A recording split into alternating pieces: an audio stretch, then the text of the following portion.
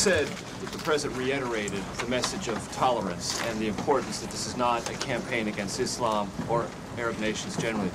Has it been communicated to the administration from those nations, from that part of the world that you've been talking to recently, that is a highly critical thing for the President to do, not just once, but over and over and over again? If so, why? We are a country that judges people not by their religious beliefs or by their color, but by the fact that we're all Americans. So that was the first part of the message. The second part of the message is that we have a lot of friends around the world who are Muslim. We have countries that are long friends of the United States who are of the Islamic faith, and the President wanted to be very clear that this is not a war of, quote, civilizations, that this is not a war against Islam. This is a war against people who in many ways pervert what Islam stands for. Islam stands for peace and stands for nonviolence, and he wanted to make that very, very clear. Yeah, sure. Islam and Islamic civilization are unique in their stance toward non-believers, and that Islam is the only religion in the world that has a developed doctrine, theology, and law that mandates violence against unbelievers. That there are peaceful Muslims, there are Muslims around the world who are moderate, who live in harmony with their non-Muslim neighbors and have no intention of ever waging war against them in any way. But the fact is that they have a very slim justification for their own peacefulness within the Islamic sources themselves. And they are only at peace with their neighbors insofar as they are either ignorant of what Islam teaches about how Muslims should behave toward unbelievers, or they have explicitly rejected, consciously rejected, those elements of Islam. There are, in short, peaceful and moderate Muslims, but no peaceful and moderate Islam. The idea that Islam is a religion of peace, however, is paradoxically enough held even by the most violent and radical of Muslims. Sayyid Qutb, the Egyptian Muslim theorist, whose writings are revered by radical Muslims today, by terrorists today, he wrote and insisted that Islam is a religion of peace. When you study his writings, it becomes clear that he meant that Islam is dedicated to establishing the hegemony of Islamic law over the world. When that hegemony is established, peace will reign in the world. Therefore, Islam is a religion of peace. But the problem is the peaceful Muslims don't understand the edicts that comes out of the jurisprudence of Islam.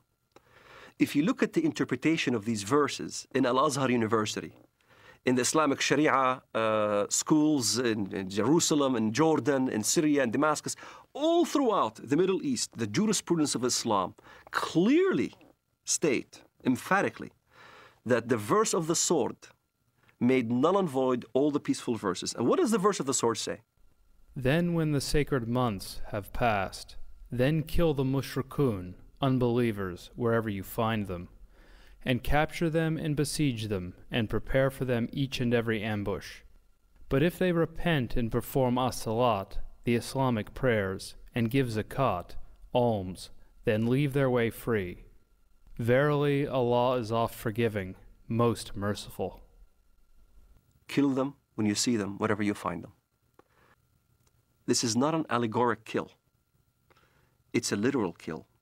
It's the killing of Zarqawi right in front of the camera. It's the lynching that you see in Ramallah. It's the killing of over 1 million Sudanese in Sudan, cutting the hands and the feet from opposite sides. And here's the dilemma.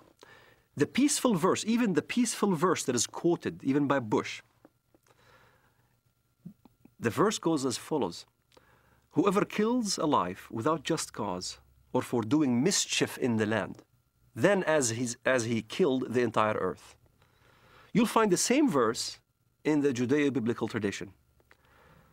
But most Westerners never skip after that verse, which makes very clear, but as those who do mischief in the land, then cut their hands and their feet from opposite sides and crucify them, literally.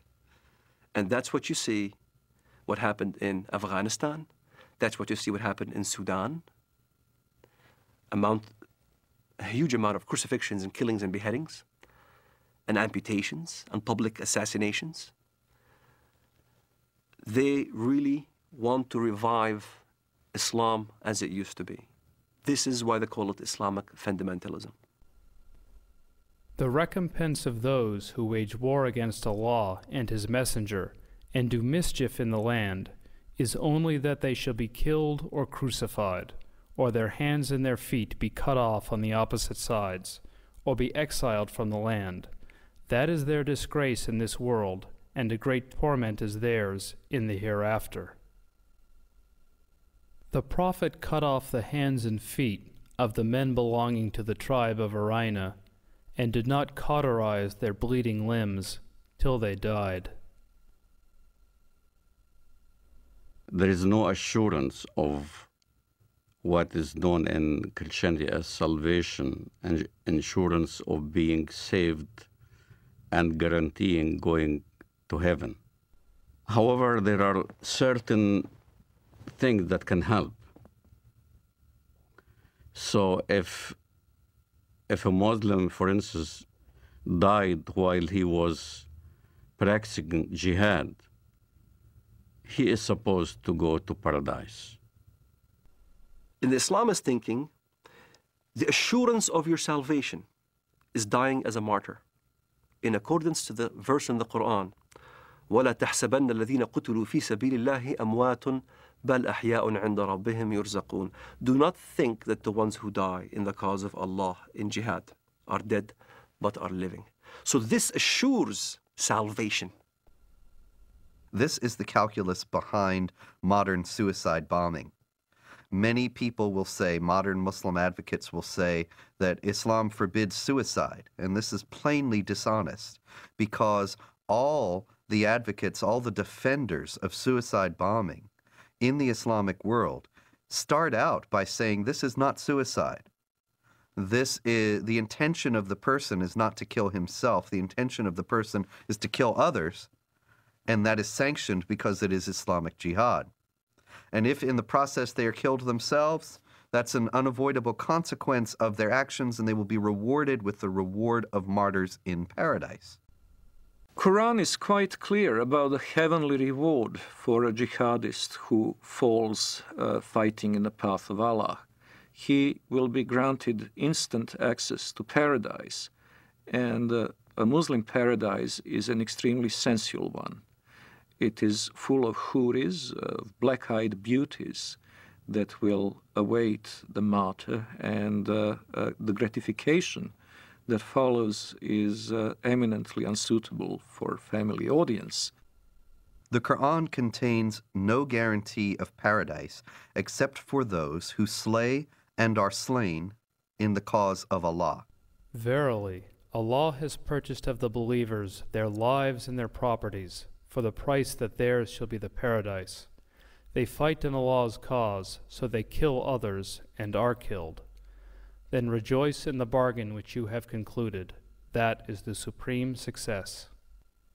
In other words, the guarantee of paradise is for people who are killed while they are killing, to establish the hegemony of Allah, or Islamic law, in the world.